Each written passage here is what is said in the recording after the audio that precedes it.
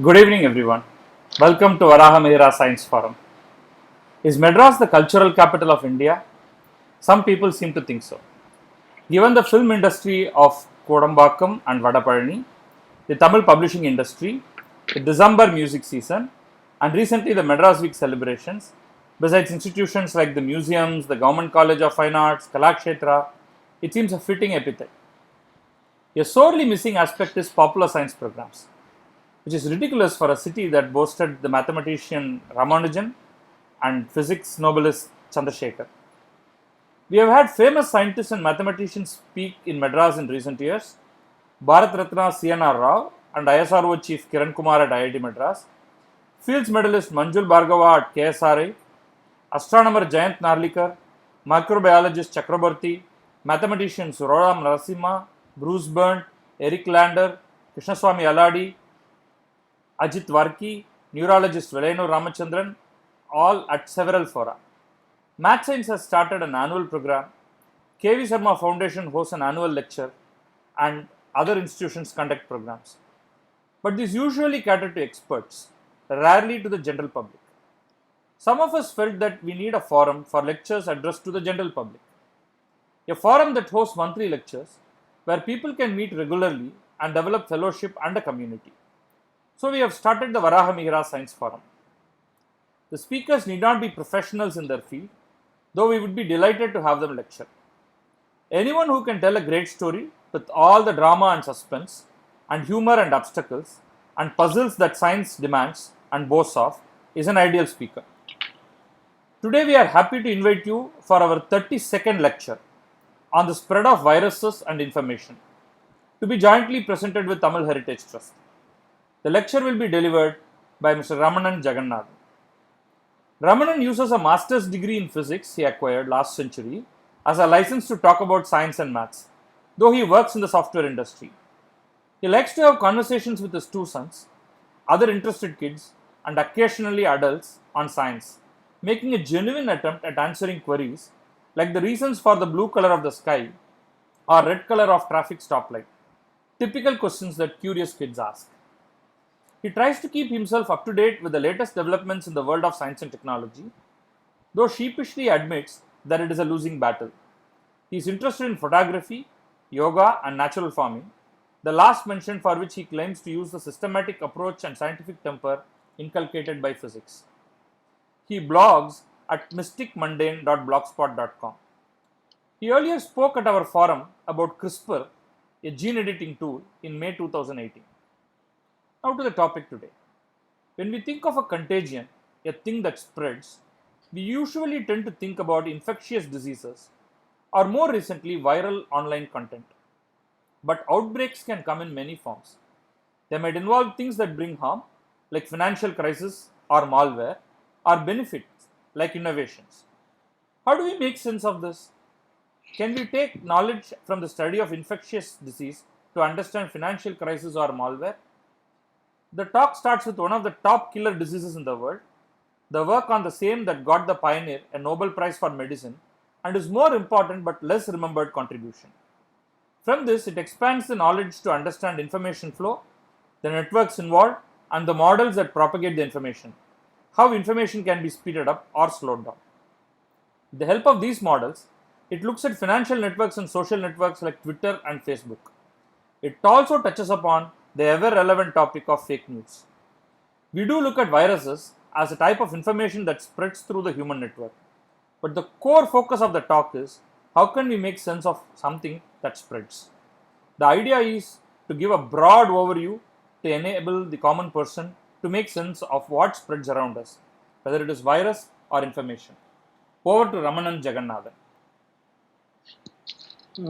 Thank you, Badri, for the introduction. Good evening, everyone. I hope I am audible. If not, please let me know. Thank you for taking the Saturday evening off, though we are all locked down, in joining us on this session. The first question is, you may ask is, why did you end up here? The question I ask myself is, how did I end up here? So I've been tracking what has been happening on the coronavirus since the month of January, and in the month of February when things got hotter. Okay, I WhatsApped a few friends with the following query: Hey, it would be a good idea to understand the parameters that make an epidemic dangerous, to understand the spread of an epidemic, and also extend this to information spread. Do you have any suggestions to read? Typically, whenever I am interested in a topic, I just ask my friends for suggestions on books and articles to read. I have quite a few of them. My thanks to them. And on this query on viruses, I did receive a lot of information, some suggestions on books and articles, and that is the primary reason why we are here. Moving forward, and why information? When I said this topic is about viruses and information, one of my friends, she asked me, Ramanan, why is it not misinformation? Does that not align with viruses? See, the idea is to look at what we can learn from anything that flows. Uh, it can be a malware, it can be a virus, it can be a fake news. What can we learn from it? As a student of science, all of us should will understand that um, unless we get insights into how things really progress, how they take shape, how they progress, how they flow, it will be very difficult to control it. So, the idea is to understand how things flow, why things flow, how things flow. So, when once we know that, then we can figure out, can we speed up things of use, dissemination of information, innovation, and anything that can be useful to human beings. Can we also slow down things that are damaging to human beings? The virus that presently has locked us, all of us, within our home. Malware, a ransomware where was in news recently, and fake news that is all around us. So, to understand all these things, we need to understand the basics. So, here we go forward. See, this talk is divided into two parts. One is to understand the building blocks of a contagion. What are the building blocks of a contagion? What are all the different ideas that allow us to make sense of it? We start with Dr. Ronald Ross's work on malaria, his theory of happenings, SIR model, the frequently discussed the topic of herd immunity with respect to COVID-19, reproduction number R not, or reproduction number as it is called, and the formula R is equal to DOTS. Uh, so this is part one of the speech, and we will be covering this, and part two of the speech will be to take this knowledge that we have received from understanding viruses, contagions, to other networks like financial networks, computer networks, social networks. And before we go further, I have specifically decided not to talk much about COVID-19.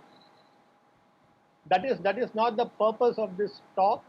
Um, we may be touching upon this, but this talk is not about COVID-19. I just want to make it very clear at the outset, at the start of this talk itself. And over to a famous quote from a very popular book: ideas and products and messages and behaviors spread like viruses do. This was from the Tipping Point by Malcolm Gladwell. But is it true? We will see as we proceed. Uh, just to remind all of you on this call, today is World Malaria. April 25th is the World Malaria Day, and it is pure um, chance that I am starting a talk on viruses and informations on the World Malaria Day. We are starting with malaria because the work that in Ronald Ross's work to understand malaria and other things that followed, malaria is a starting point. So, malaria is one of the top killer diseases in the world, and I'm sure many of you would have heard Bill Gates talk about malaria. Uh, the name malaria comes from medieval Italy. It means that bad air, malaria. Um, till Ronald Ross, till Ronald Ross came into picture in the late 1880s, 1890s. People are looking at people are looking at malaria and other diseases as a post facto thing. They were collecting data and they were trying to see whether they can discern any patterns from malaria or any other contagious diseases that for which they had data on.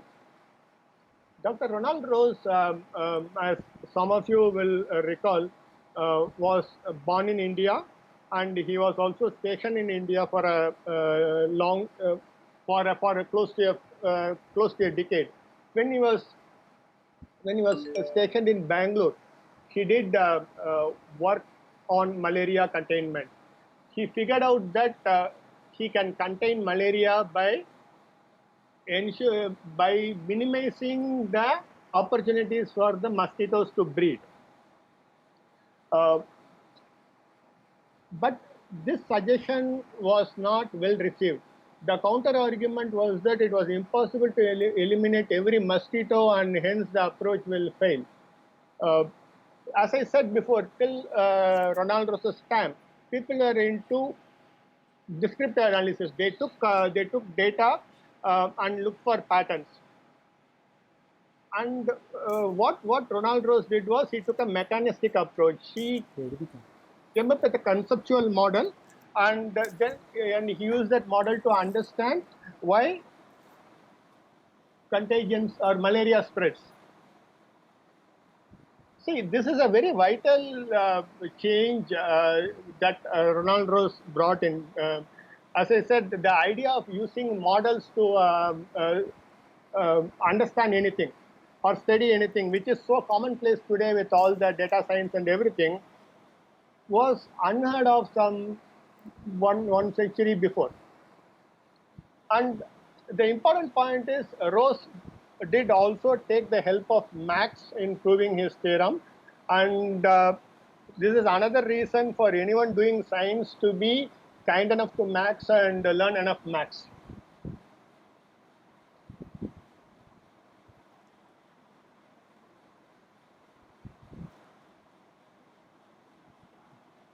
So as I said, Ross's approach is called the mechanistic approach.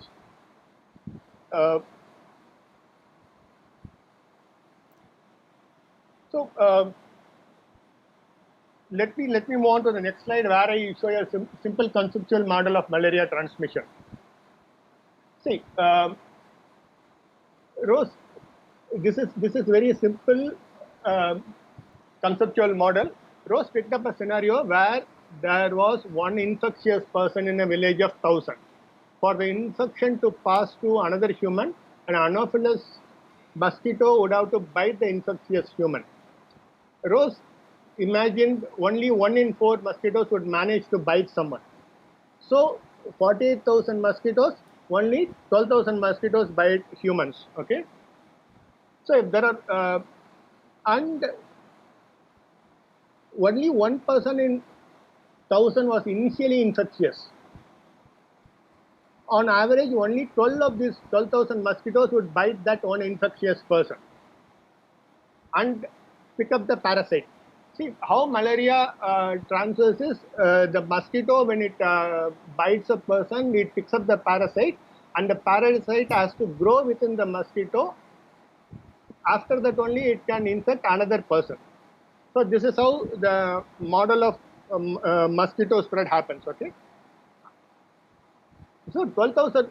So only 12 of these 12,000 mosquitoes would bite that one infectious person. And as I said, out of only four mosquitoes serve to be infectious. Say they get killed, people sweat it and all that. So only one ends up biting another human being. Okay, and these mosquitoes would need to bite another human to pass on the infection, as I said. Again, only 1 in 4 of them successfully fed off a human. That would mean a single infectious mosquito to transmit the virus. So this means that even though there are 48,000 mosquitoes in the population, uh, only in a village that contains someone infected with malaria, it might only result in one additional human case. So this is a key. See, as you would have seen, Ross has made a lot of assumptions here. 48,000 mosquitoes, only 12,000 bite humans, and again 12 bite infected humans, and only 4 of them survive to be infectious. So there are a lot of variables here. So bringing in this one in number of variables was unheard before, and this is one of Ronald Ross's key contribution. But Ronald Ross himself was disappointed with the response to his model and the acceptance that control of mosquito numbers can also control the disease. His approach took a long time to gain acceptance, as anything new in science. Malaria remained in England till the 1950s and was only eliminated from continental Europe in 1975. And Ronald Ross didn't stop with malaria, he also came up with the theory of happenings. And his work also had done enough to spark the interest of A. McKendrick and W. Kermack. So what is this theory of happenings? As far as Ronald Ross is concerned, the theory of happenings is his key contribution to study of infectious diseases.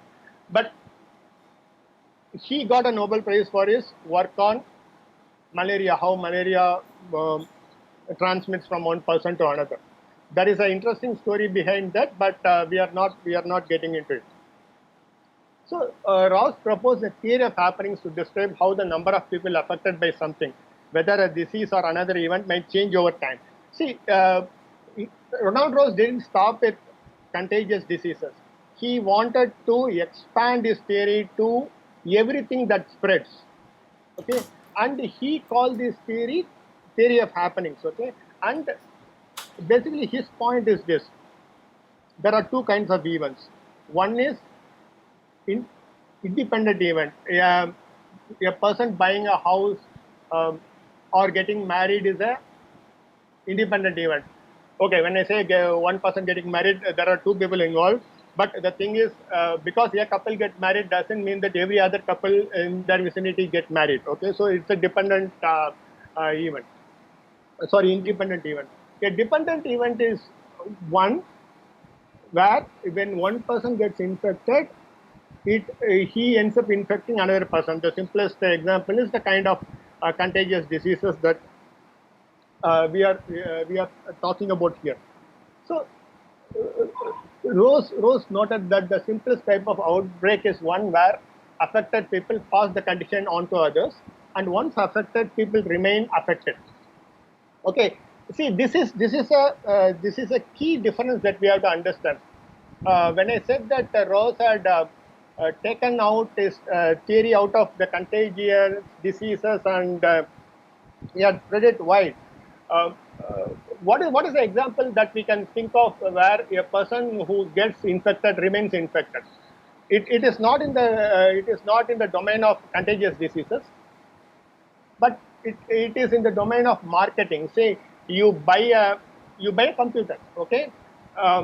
You can look at it as a person who has purchased the computer has been infected, okay, and he remains infected because he is not going to buy another computer immediately, so he remains infected. And this kind of statistics is very important for sales and marketing. And Ronald Ross, who passed away in 1935, had done a detailed analysis and figured out that such events follow the shape of a long drawn out letter S. We call it S or sigmoid curve, which many of us are quite familiar with.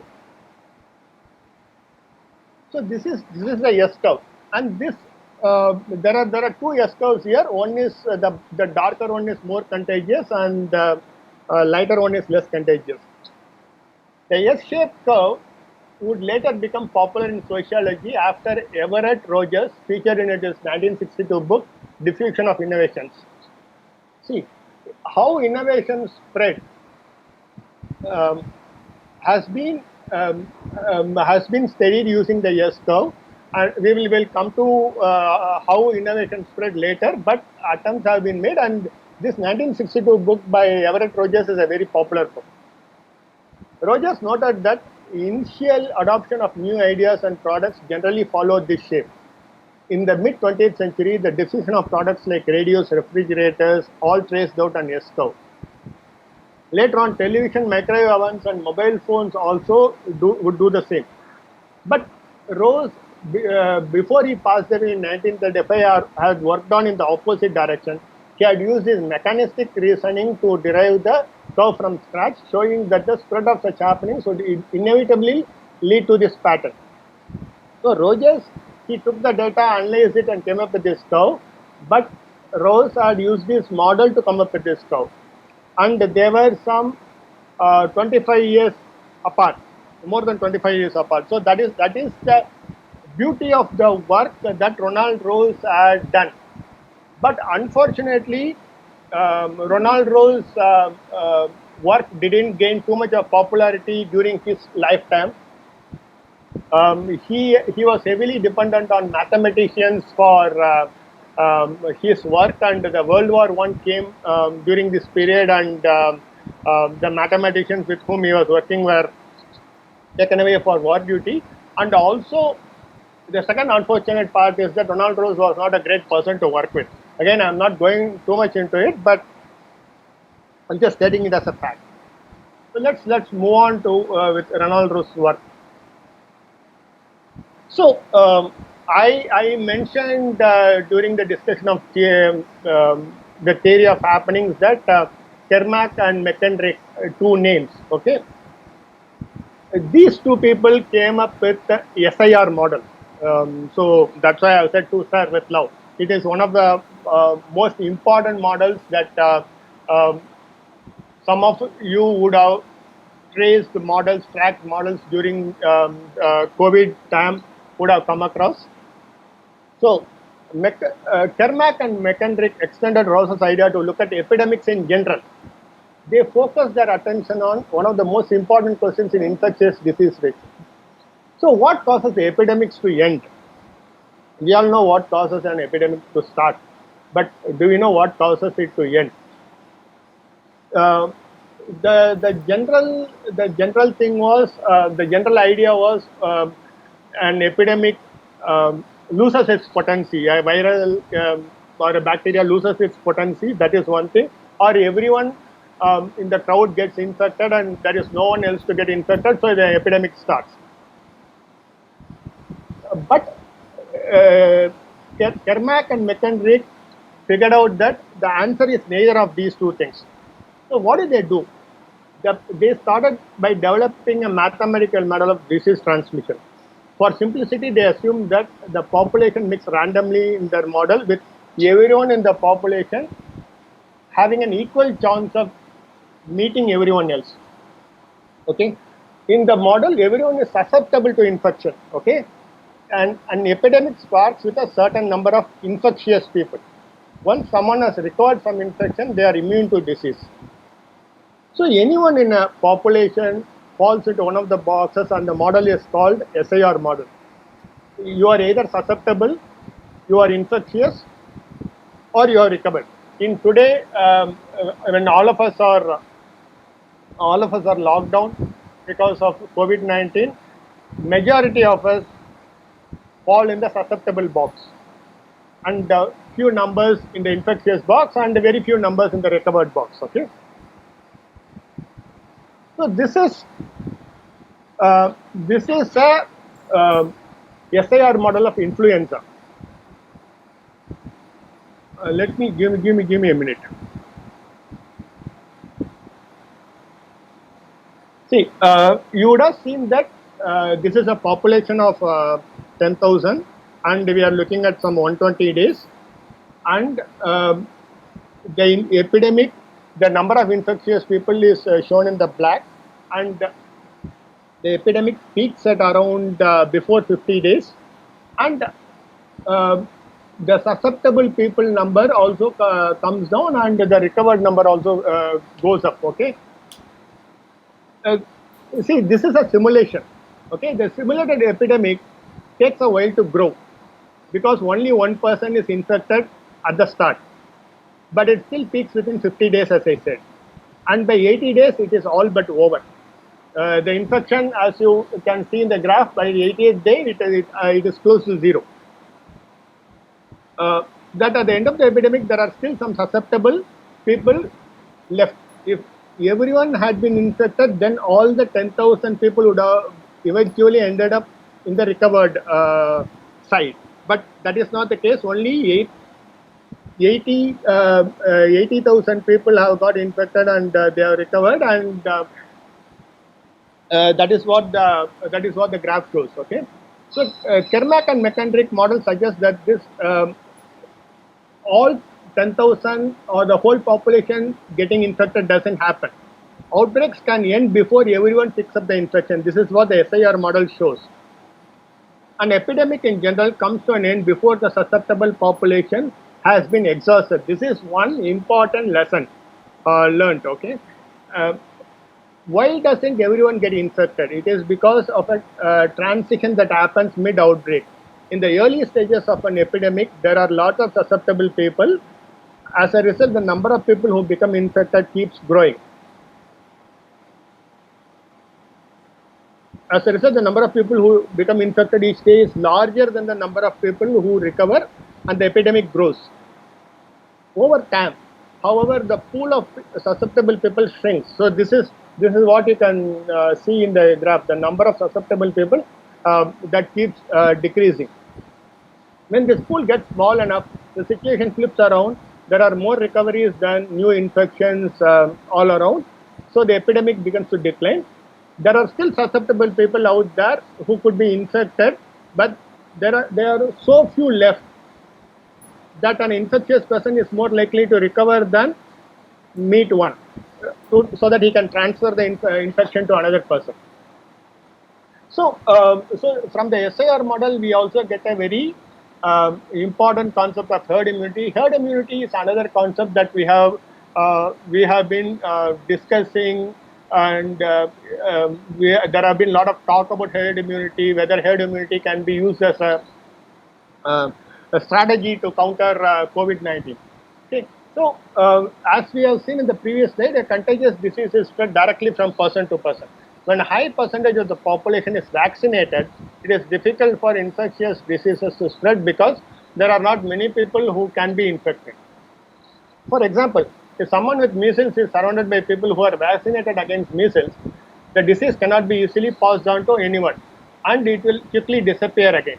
Once this person gets cured, or something happens to this, unfortunate happens to this person, the disease actually disappears.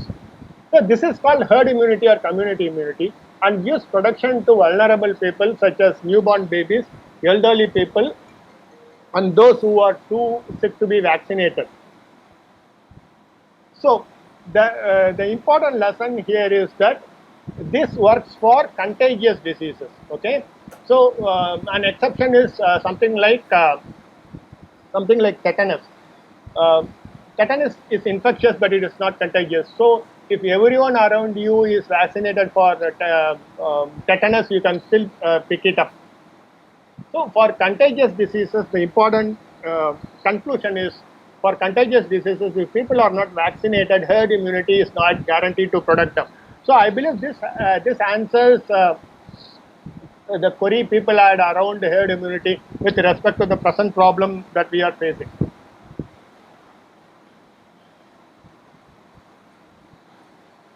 So let's move on to a more important concept to understand the spread of diseases. Okay, um, one of the things that Ronald Ross did was he had established a school in London on hygiene and tropical medicine. Okay, it's called Ross's Institute at the London School of Hygiene and Tropical Medicine. George MacDonald in 1950s refined Ronald Ross's mosquito model, making it possible to incorporate real-life data about things like mosquito lifespan and feeding rates. By tailoring this model to accurate scenarios, MacDonald was able to spot which part of the transmission process was most vulnerable to control measures. The key is most vulnerable to control measures. Okay, whereas Ross had focused on mosquito larvae that lived in water, MacDonald realized that to tackle malaria, agencies would be better off targeting the adult mosquitoes. So this is again an important lesson which people realized only in 1950s. Adult mosquitoes are the weakest link in the chain of transmission because you can easily kill them. They are very visible and you can easily kill them. So MacDonald's groundbreaking contribution was a new way of thinking about infections. Rather than looking at critical mosquito densities, he suggested thinking about what would happen if a single infectious person arrived in the population. How many more infections would follow? He asked this important question, but unfortunately, he asked this question in the appendix of a paper, and the question was forgotten for 2 decades. That's a very sad thing. And 20 years later, a mathematician by name Klaus Dietz picked up the idea from MacDonald's appendix. Okay, and by doing so, he brought the theory of epidemics out of its mathematical niche into the wider world of public health. Today, when we are talking about epidemics, we talked about R and what is the R value of SARS, what is the R value of HIV. It basically allows us to compare two different infectious diseases. By using the R number, we can know what is how serious the contagion it is. Okay, but it was not known before, and MacDonald's question, which was lying in the appendix for 20 years, had to be picked up by Klaus Dietz, and he had to work on it. So Dietz outlined the quality that would become known as reproduction number, or R, or you also call it R naught. R0 is how you write it. Okay, R represents the number of new infections you would expect a typical infectious person to generate on an average. It is a number of new infections we expect a typical infectious person to generate on average. R is more intuitive and a general way of thinking about contagion. Today we are so used to this idea of R, but it was like any new scientific discovery. It was not so intuitive some half a decade or more than that, 60, 70 years before, it was not so intuitive. So as we will see in the coming slides, R is an idea that we can apply to a wide range of outbreaks, from diseases to online memes to viral content to advertisement effectiveness. So this number R, using this number R, you abstract a certain quality of anything that spreads, and that allows you to use it not only for infectious diseases, but online memes, advertisement effectiveness, how fake news spreads, and a lot more. Let's move on. So R is a number. Okay, R can typically have 3 values. When R or R naught is less than 1, each existing infection causes less than 1 new infection. So R tells you how many, if a person is infected and you give him a R number, or if a disease has got an R number, it will tell how many more persons can be infected by that one infected person. So if R is less than 1, each existing infection causes less than 1 infection, new infection. In this case, the disease will decline and eventually die out. When R0 equals 1, each existing infection causes 1 new infection. The disease will stay alive and stable, but there won't be an outbreak of an epidemic. So if R0 is more than 1, that's where the problem is. Existing infection causes more than 1 new infection. the disease will be transmitted between people and there may be an outbreak or epidemic. As you can see in this diagram below, hepatitis C and Ebola as a R number of 2, HIV and SARS R number of 4, mumps as a R number of 10, and measles as a R number of 18.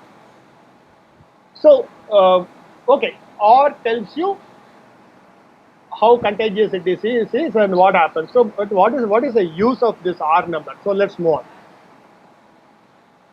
R gives a clue about how quickly an epidemic will grow. So, this is the diagram that you see is for R is equal to 2. In the first generation, one person infects two person, and in the next generation, he infects 4, and in the generation afterwards, he infects 8, and by the 5th generation, 32 people would have got infected. So this gives you an idea about how quickly an epidemic will grow. So instead of R is equal to 2, if R is equal to 3, I think the number comes around to some 243 or something. Okay, so that is how fast the epidemic grows. The second thing is R can tell us how many people we need to vaccinate to control an infection. Okay, without vaccination, for R is equal to 5, a person can infect 5 people, 5 persons. Okay, but with vaccination, if 4 of them are vaccinated, he can infect only 1 person. As we have seen, when R is equal to 1, there is no outbreak of an epidemic. Okay, and when if we vaccinate more than 4 out of every 5%, okay, so that means out of 100, if we are able to vaccinate 85 or 90, R falls below 1 and the infection is brought under control over time. So this is another useful, very useful idea that we can derive from the R number. What is the percentage that we need to infect to bring a contagion under control? So, is reducing the susceptibility the only way? Because in SIR model we saw susceptibility. So, is reducing the susceptibility of a population the only way to bring down the R number? It seems that there are 4 factors which contribute to this R number, but before that, let's take a small detour. See, in the month of April in 1987, Princess Diana shook hand of an AIDS patient at Middlesex Hospital. Till that time, people knew that AIDS doesn't spread through hand contacts. If you shake hands with someone, it doesn't spread. But still, even then, people were very hesitant to shake hands with people or move around with people infected with HIV. So, just give me a minute. So, why am I saying this? It is a very typical attitude to look at people who are infected and get into the mode of them and us, leading to segregation and stigma. Okay, this can make epidemics harder to control. From HIV to Ebola, blame and fear of blame has pushed many outbreaks out of view. The most difficult contagion to control is the one we don't know anything about. Okay, when we don't know its presence, it's very difficult to control. So fear and stigma contribute to this.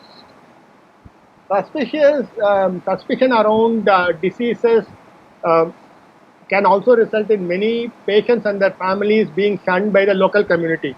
I'm specifically saying out because there have been cases, there have been news around us. There have been news around us, medical people getting impacted because of this, because of suspicion around COVID-19. We are seeing it around us.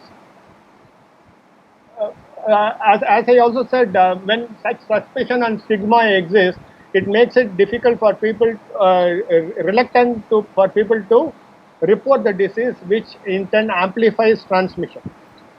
Okay, so this is one part of it. The other part of it is the Spanish flu. The 1918 influenza pandemic which killed tens of millions of people globally, is referred to as the Spanish flu. The name emerged during the outbreak because media reports suggested Spain was the worst hit country in Europe. However, these reports weren't quite what they seemed. It seems to be a classic case of misinformation, whose definition we'll see later. At the time, Spain had no wartime censorship of news reports, unlike Germany, England, and France, which were in war. Okay. Germany, England, and France had quashed news of diseases for fear that it might damage morale. So the media blackout in these countries therefore made it appear that Spain had far more cases than everyone else. So, and it ended up being called as Spanish flu. But Spanish media weren't to be left behind. On that part, they blamed the disease on French. So, to ensure that this stigma, isolation of people, or even isolation of country doesn't happen, when SARS was reported, WHO arrived at the name severe acute respiratory syndrome, or SARS. They didn't want to stigmatize any country or place. I'm not going into detail on this topic. Okay, I'm not going to detail on this topic, but considering a lot of discussions on the social media around the naming of the current virus, I just thought I would bring it up. Okay, let me move on. The other part is in the month before Diana visited Middlesex Hospital in 1987, two scientists by name Robert May and Roy Anderson had published a paper that broke down the reproduction number for HIV. Okay, that is the relationship between the previous photo and R dots. Okay, so they mentioned that R depends on four factors: the duration of time a person is infectious, the average number of opportunities they have to spread the infection each day they are infectious, the probability and opportunity results in transmission, and the average susceptibility of a person who gets infected. Okay, so R is equal to duration into opportunities into transmission probability into susceptibility. It's a factor of all these four values. So by playing with any of these four parameters, a contagion can be spread or made to stop. This is again a very important lesson. And R is not only for a disease. As I said, it is for anything that spreads, starting from online memes to content to computer viruses and malware. So R is equal to DARTS, SIR model, herd immunity. These are concepts that are an outcome of studying contagious diseases. When you can look at a contagious disease as something that spreads through the human network, you can flip around the argument and look at other networks and see how things spread in those networks. When I say other network, you can be talking about financial networks, you can be talking about social networks, you can be talking about computer networks. Okay, so this is application of the building blocks from studying about contagions to other areas left. This is part 2 of the speech. So we will just look at financial contagion, what is a simple and complex contagion, and how innovation spread. And we will also look at social media and the spread of malware and computer viruses. So financial institutions have looked at systems individually to study each one of them and not as a whole. This has been around for a long time, and this continued till 2007. When the 2008 crisis hit, the Bank of England suggested that to their employees, the key people, that they look at the issue of contagion in more detail. So the key questions that they wanted to ask were, if a bank suffered a shock, how might it propagate through the financial system? That is question number 1. How do we design systems that are less prone to contagion, financial contagion or a shock? But the first and more fundamental question is, how do we work out whether an infection or a crisis will spread or not? So we need to understand the different networks that are there. So the two networks that are there are called assortative and disortative. In an associative network that you see on the left, highly connected individuals are linked mostly to other highly connected people. Okay, this results in an outbreak that spreads quickly through these clusters of high risk individuals, but struggles to reach the other less connected individuals. Okay, so who are part of the network.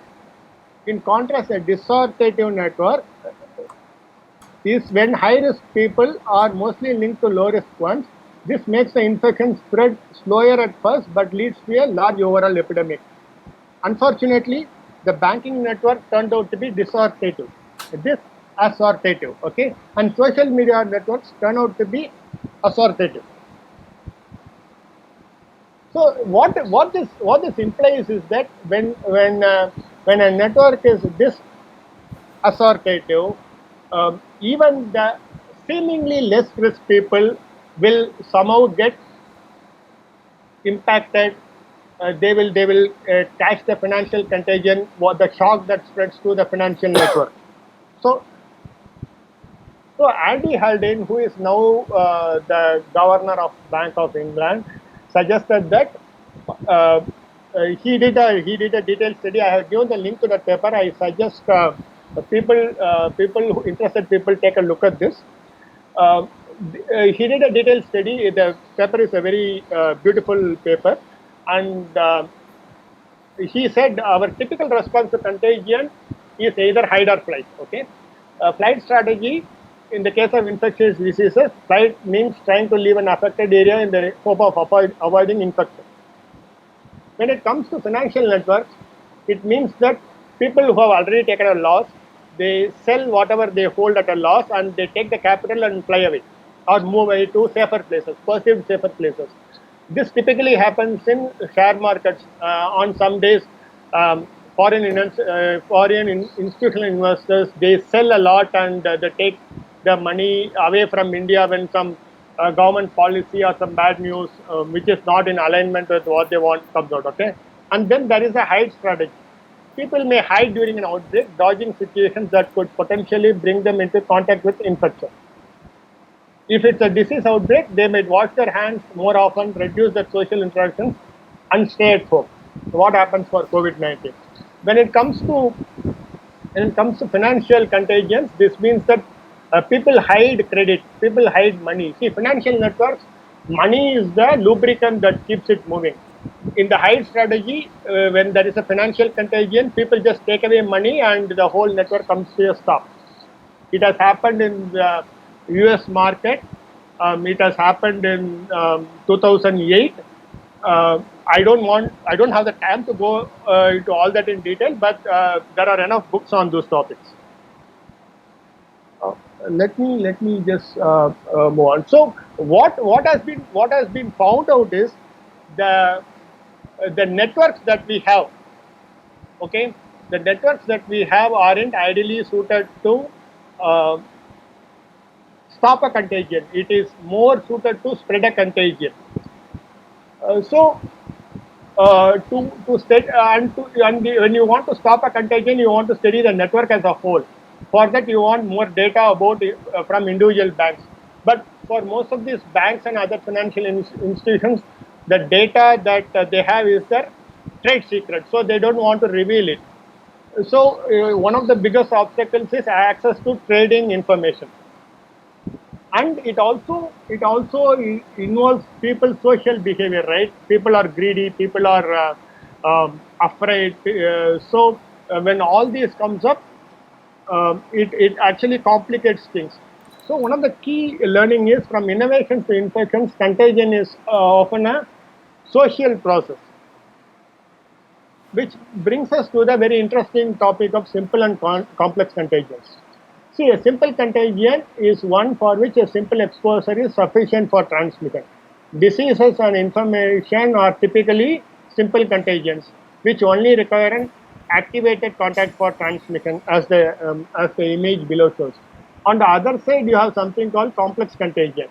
This is a kind of contagion for which transmission requires several sources of reinforcement. Say, I want to change my behavior, I want to exercise more, I want to lead a healthy lifestyle. If someone tells you once, it's not going to make you do that. Okay, So this is an example of a complex contagion. So social norms, medical and health related behaviors, innovation adoption, these are all examples of complex contagion. So for a complex contagion, a person's threshold for adoption is defined as a number of activated contacts required to trigger her activation, as you can see in this image. So if I want to practice yoga daily, at least if my threshold is 4, I want at least 4 people tracking me on a daily basis to be doing yoga continuously. If 4 people till and I have to do that till it becomes a subconscious process. So this is complex contagion is a very important idea because innovations are an example of complex contagions. Okay. Typically, people say, "Yeah, I have a smart idea, but it is not spreading," um, uh, and you make it more popular. You advertise it. You tell the benefits to multiple people, and it spreads. No, it doesn't spread like that. Innovation is a complex contagion. For innovation to spread, interactions need to be clustered together in a way that allows social reinforcement of ideas. Multiple people need to tell you that it's a good idea, then it picks up. So that is something called network effect, which business students would know. It is not enough if I have a mobile phone. Okay, if only I have a mobile phone in the whole world, I cannot use it to talk to anyone. If more people have a mobile phone, its use becomes more. So that is one example of a complex contagion, network effect of a complex contagion in practice. So which brings us to social media. So the important question is, uh, hey, does social media have someone like an influencer? Let me show you an example of a post that I wrote in September 2019. I wrote a post on Chandrayaan 2. Okay, after the launcher failed from 2.5 kilometers away. Okay, most of us were awake and we were watching what was happening. And this post on my wall. Okay, I have some 100 followers on my Facebook wall. Okay, it reached 73 people. Okay, and it was shared by 22 people. This is on my wall. Okay, there is this person by name Shefali Vaidya. I don't know how she got it, maybe through WhatsApp or something. And when she shared it on her wall, this post has been liked 1,600 times. Okay, that is more than 20 times what I got, and it has been shared 263 times as compared to 22 shares I got. So influences are there, but does it mean that you can influence something to make happen? No, it is not. Unfortunately, it is not possible. When I shared this post, I didn't expect it to be this popular. I didn't expect some people to pick it up and share it, but it happened. So let's go back to the previous slide. So when some people share it, okay, information travels much farther than what it would have done normally. But typically what happens is people need to be both susceptible and influential um, to spread ideas. Okay. Another example is I made a presentation on organic farming. When it was on my wall, it had got very few number of hits. But when Badri Sheshadri shared it, the number of hits to that post reached to 5,000 plus. So the point here is some people are very influential, but they are very rarely susceptible. So if you want to make something spread, it is more because of luck rather than anything else. Okay. So if you want to really spread something on social media, multiple outbreaks across a network is a better chance than trying to identify high profile influencers within a community. On that time, I didn't ask Badri to share my post on organic farming, or I didn't request Kefali Vaidya to share my post on Chandrayaan. It just happened. So it's more because of luck than other things. So one more thing that let me just move on to this. See, social. We all know that social media is to a large extent echo chamber. Okay, but social media and search engines also expose people to a wide range of views. Uh, the stories might have stronger ideological content, but people got to see more of opposing side as well. So why is it that people are not changing their views when they see more views on their feed? The reason is that all arguments on social media is basically useless, and it doesn't make people change their views. Face to face conversations and meetings are a better way to make people change their stance. So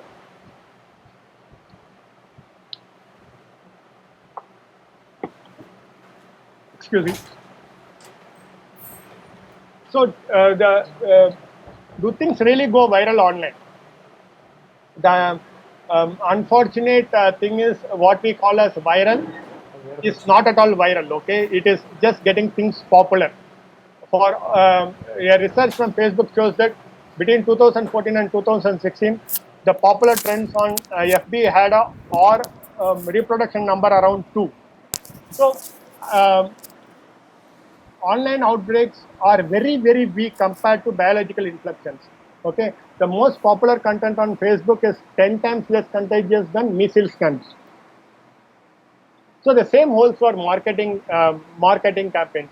Marketing campaigns, you cannot really get them to achieve a high R like many of the infectious diseases, because marketing campaign also involves social media. Any marketing campaign that is based on contagious diseases cannot be very successful. Okay, I'm just moving to the slides to the important topic of fake news. See, my wife told me about this movie called Vikriti, wherein this is a Malayalam movie available on Netflix. Um, this is basically a person shares a video of a person sleeping in a train, calling him drunk. But the person is the person who is sleeping is actually tired, and that was the reason for his sleep. But the news spreads that he's a drunkard, and he slept on a train, a crowded train, without giving seats to other people, and he had to go through a nightmare to set things right. And the person who shared the video, he did it in a very jovial, lighter frame of mind. He didn't expect this many consequences. So this is a good, interesting movie to watch on fake news. When we say fake news, we bring a lot of things under one. But fake news can be of multiple types. Okay, there is something called clickbait, which simply entices people to visit a page. The links will often lead to real news articles. In my days of programming, there were books like Learn C++ in 21 days, which, to be frank, is pretty much impossible. But that's a clickbait title, okay? And conspiracy theories, again, is a type of fake news. They tweak little real life stories to include a secret truth, which becomes more and more exaggerated or elaborate as a theory grows.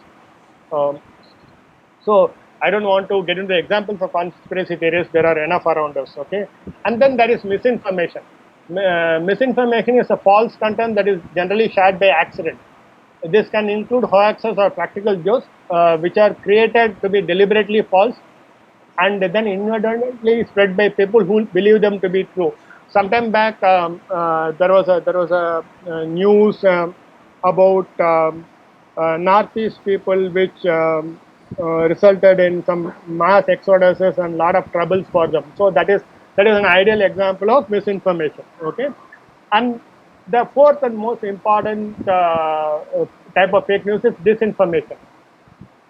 Disinformation is all about creating contradictions in public opinion and undermine confidence in accurate news. See, today we are in a state where even if you see genuine news, you don't know whether to trust it or not. Maybe you end up calling a person whom you trust, or you have certain news medias that you trust, to you only watch news from that news media, which results in echo chamber, but that's a different problem altogether, to avoid disinformation.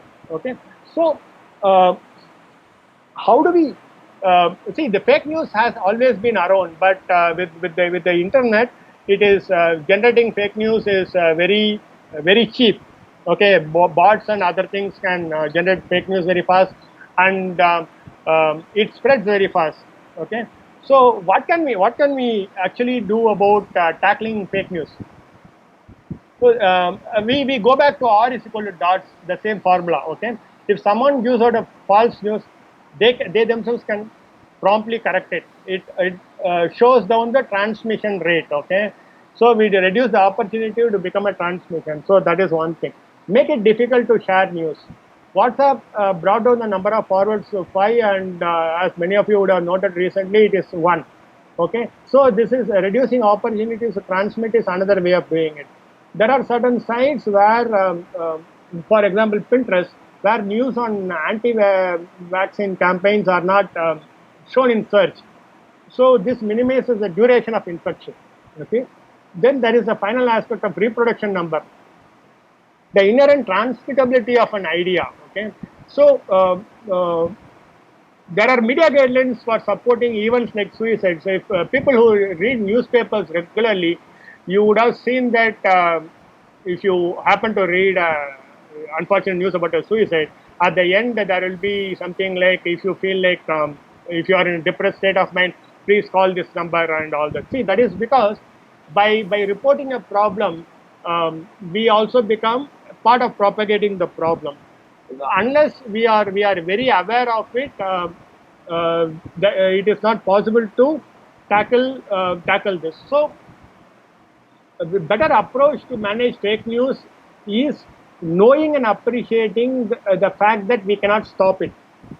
Okay, it may sound very contradictory, but the best strategy to approach fake news is that it exists. You can't do anything about. You can't really stop it. You just have to manage it. And the even more unfortunate thing is that social media is not being abused as many of us would like to believe. It is exactly the purpose for which social media was designed. So the last I think I'll be done in another 5 minutes. So recently, Cognizant Technology Solutions was in news on a ransomware attack. Okay, people who follow news on computer viruses, ransomware, malware, keep seeing news. Some of them are become very popular. Some of them just remain in technical circles alone. See, the point is the same thing that contributed for financial contagions. Okay, the hidden links and highly connected hubs of financial contagion also contribute to computer network malfunctioning. As more and more small and medium enterprises move their operation to the cloud and become dependent on cloud solutions like AWS or Azure, we run the risk of getting caught in the same trap as the too big to fail banks of 2008. So on all these areas like financial contagion or social media or computer malware and computer viruses, what has to be done? This is basically a developing area.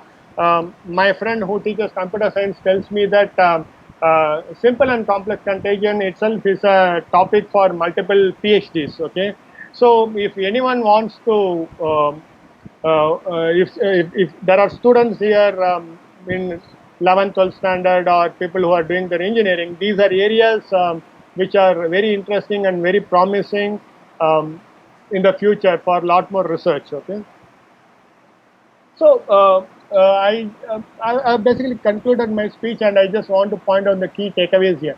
So SIR model is a simple model to understand the spread of contagion. The idea of or the reproduction number allows us to understand anything that spreads, and it is not just limited to contagious diseases. R is equal to duration into opportunities into transmission probability into susceptibility. Even biological processes are amenable to mathematical modeling.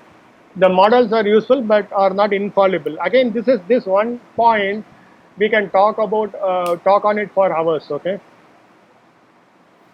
The study of contagions and their use to understand other kind of information spread has got its limitations. Just remember that simple versus complex contagion idea. When we call us making something viral, it is actually not viral in the infectious diseases sense, but just making it popular. The susceptibility of networks, either it be financial networks or computer networks, to a contagion is an evolving area of study. And with more dependency on internet and IoT, our approach towards computer security has to undergo a sea change. And this is another evolving area of study, and it's open to people who are really interested. It is a multi-subject area. It is not limited to one subject. So at the start of this talk, I said ideas and products and messages and behaviors do spread like viruses. Okay.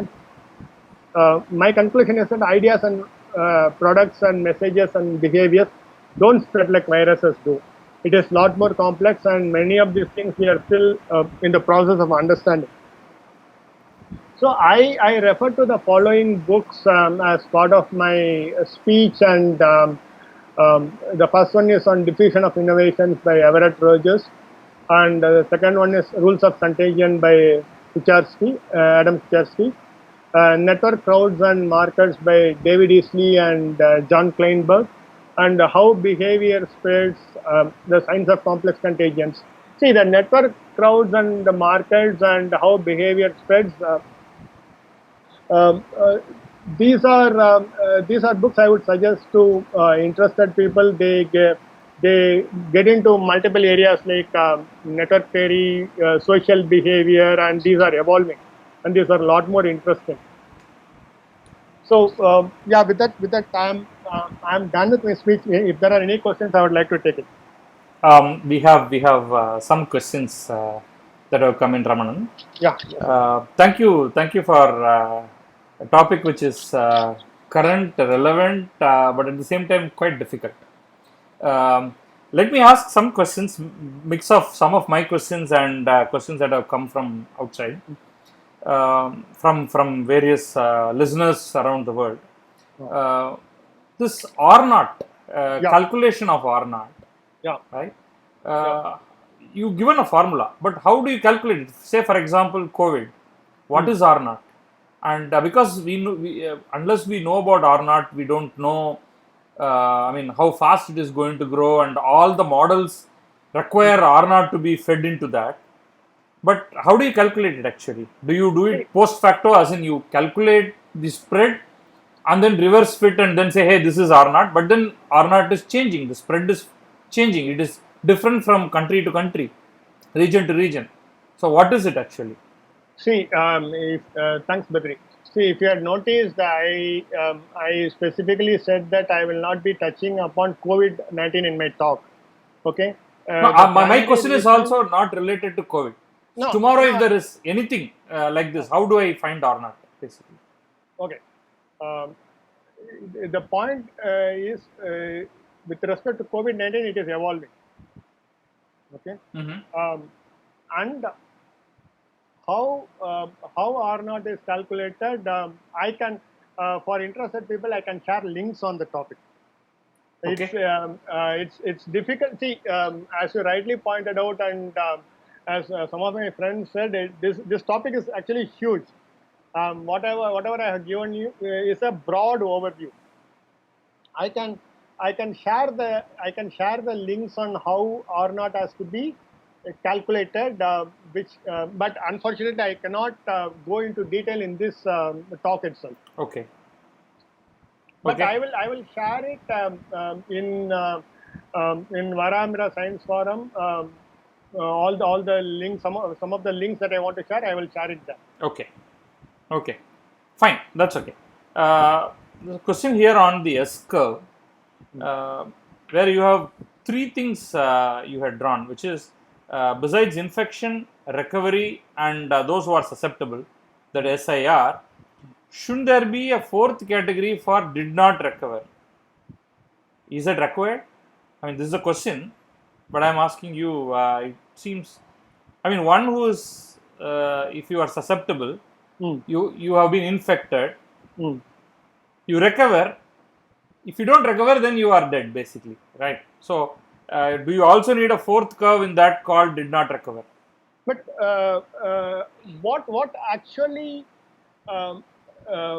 See, I can simply say that we are not too worried about the dead. Okay, I can simply say that. But my question is, what actually do you get by including the dead? No, only to my balance the my aim numbers is not at to least. counter question, but my aim is to when we bring in parameters in a model, there has to be a reason for those parameters, right? There has to be a relevance, and those parameters need to be really used by anyone who is using that model. Okay. So in this case, when someone passes away, okay, unfortunately, by bringing their numbers in, what really do I gain? Okay. No. It's more to do with balancing, right? The total should match. In the when I start with the number of my universe is total, and the infected person is only one. As day progresses, potential susceptible numbers, there is a certain number. The infected, there is a number. Recovered, there is a number. Yeah. See, okay. If you, I have just followed the model. Okay. Today, and those models are old models. Today, if you want, we can add a fourth parameter, and we can see how things grow. No, I agree with you that the dead are not going to infect. No, so they are removed from the system. That was meant on a more lighter mode. But my point is, when I talk about the SIR model, I had to talk what was the original model. Okay. So today, if you want, that the number of death can actually be very relevant. Okay, I'm not denying it. It can be a useful parameter to see how effective our treatment methodology is. Okay. Or how our hospital medical health structure is. So it is a very useful parameter, but we can always add it and model it. Okay. Again, for this also, there are some online sites where you can input numbers, and you can come up with your own models, SIR models. And if you know MATLAB or any of these R or any of these things, there are packages which help you to come up with these models. Okay. So you can add the fourth parameter there and see how things progress. Okay. So one more question now. Why did the math analysis sit in a research paper for 20 years? You mentioned that there was something in the footnote which never came out. Yeah. Why was it that it was nobody? Why didn't anyone look at it? What is it? I'm just going back. See, it looks like McDonald, who actually put it in the appendix, didn't think very high of it. Okay, it was more as an afterthought that he got it, but he just got this thought and he had added it as an afterthought. He didn't understand the importance. That is one part. The other part is the looking at things mathematically. Okay, looking at things mathematically and trying to approach things. That was a behavioral pattern that was not too much in availability in those days. That is how I understand it. Okay. Today, it will be a very easy question for people to ask. If it is happening for 1,000 people, how does it scale to 10,000? There are many languages or lingo that we use that seem to have been almost absent some 50, 60 years back. Okay. I have another question. Now, any of the microbial contagion, Mm. virus, bacterial contagion, there is a mutation that is happening. Mm. Okay, Yeah. but when it comes to fake news, Mm. do you see similar mutation? Are they comparable at all? Because in case of a contagion, one of the things that people are hoping for is a mutation occurs and that happens to be a benign mutation, so that we don't really worry too much, and it sort of smothers the bad one, and allows us to be more comfortable out there in the world. But is it something similar that can happen in the fake news world, or financial manipulation, or virus or ransomware problem that can only become worse in the biological world? Good mutation is likely to occur. Will it ever be like that in the other forms of mutation, See, information? uh, in in ransomware or malware, okay, the aim is to do a certain amount of damage. So whatever I have read as part of preparing for this presentation tells me that when there is a ransomware code that comes first, what people typically do is they share it on one of the sites in the darknet. Mm-hmm. This ensures that it becomes very difficult for people to identify who was the creator. Okay, what happens is subsequently the malware or ransomware that is based on this code actually becomes more dangerous. Okay, Mm. see, we have to understand one thing.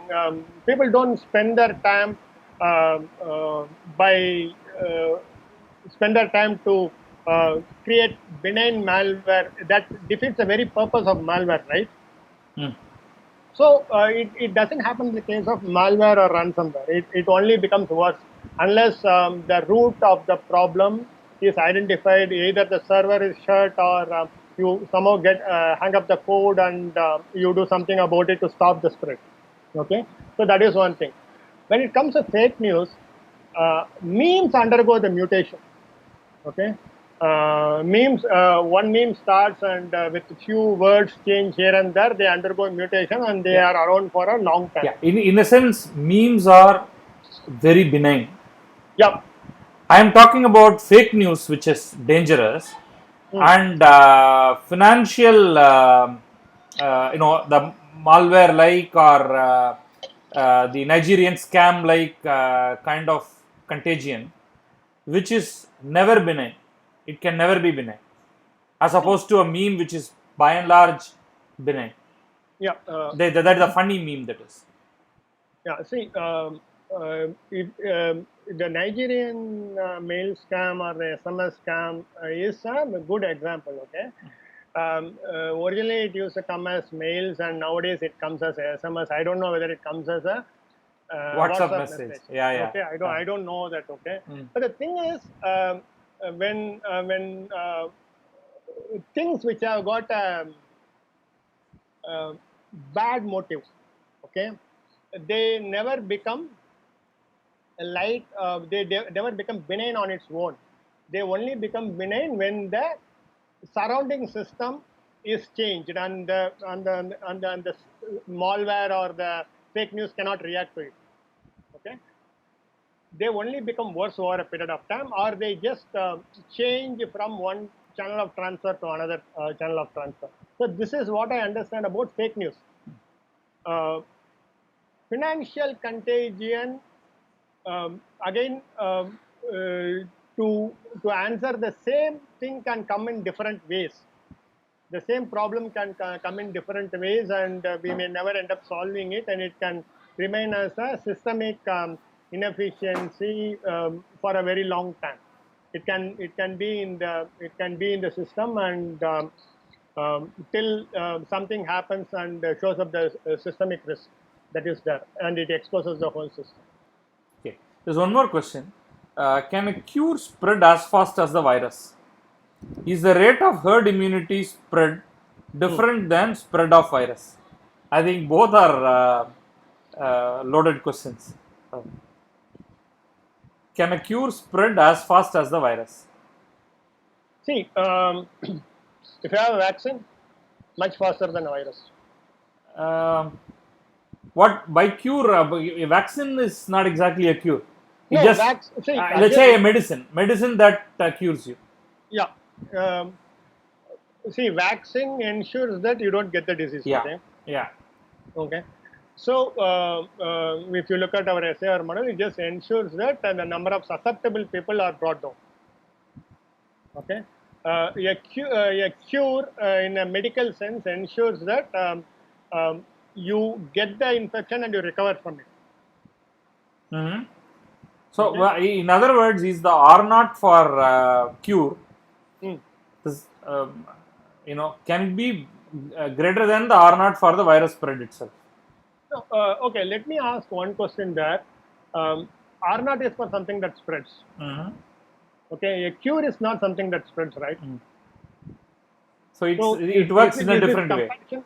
Well, you No, still spread it in the sense that it doesn't spread from one person to the other, Mm. but the originator, namely the government Mm. and the medical healthcare system, Mm. will still have to build a system to spread it. Like let's say the polio vaccination program. Mm.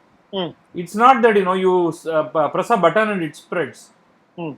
It's in fact you have to work harder to spread the cure in certain cases, because there are vaccine deniers, there are very powerful vaccine deniers, Yeah. and you need actually a system to reach it out to everybody. Manufacturing has to be done. So there are some, let us say, invisible things that are working out. Can you make it spread faster? See, both of them involve different parameters. As I understand, and a disease may, a cure may take much longer to be effective across larger crowd than a viral infection. Hmm. Okay. So having said that, I haven't thought of it in this Okay. aspect. My only response to this is, see, one of the things that people talked about Kerala when they talked about Kerala's COVID-19 response Mhm. was that they had learned their lessons from NIFA. Okay. Okay, and today when people are coming to our home on a daily basis and inquiring whether we are having fever or cough or Mm-hmm. whether everyone is okay, see, this is not a system that has been built overnight. Yeah. For us to reach this level, we have successfully eradicated polio. Okay, Right. and all that work, whatever you are seeing today, is the outcome of that work which has been done over decades. So sometimes uh, it may not be a fair comparison, because in some places the infrastructure is very well set. Okay, and in some places the infrastructure is not there, but the disease starts from zero. Mm. So whether it is a fair comparison, it may be an interesting point to look at how what are the factors that go into a better response. Okay. Part of it is how people cooperate to certain things, how government effectively does many things. Okay, and how those things have been learnt over a period of time. Okay. So that may be a separate area of investigation, but just to compare that with a viral infection, yeah, to some extent it may be good, but it may not. Reveal much. Is my thought process. Okay. So we'll close it with the final question, which is part of the same question that the same person had asked. Is the rate of herd immunity spread different than spread of virus? The The rate of rate of herd immunity spread. See, herd immunity is not a spread as such. Okay, it's a threshold. It's one number.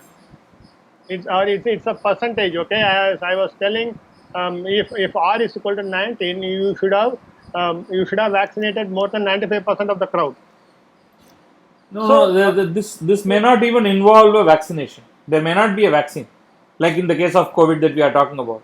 Yet the herd can build immunity because there are people who are immune. Their immunity is that it is a immunity where it can't, you are not even affected. You are asymptomatic and you are not affected at all. Two, people who go through and then build resistance. So that is also spreading, right? Resistance to the virus is also spreading. Can See, that spread faster? Okay, see, this is a very, very,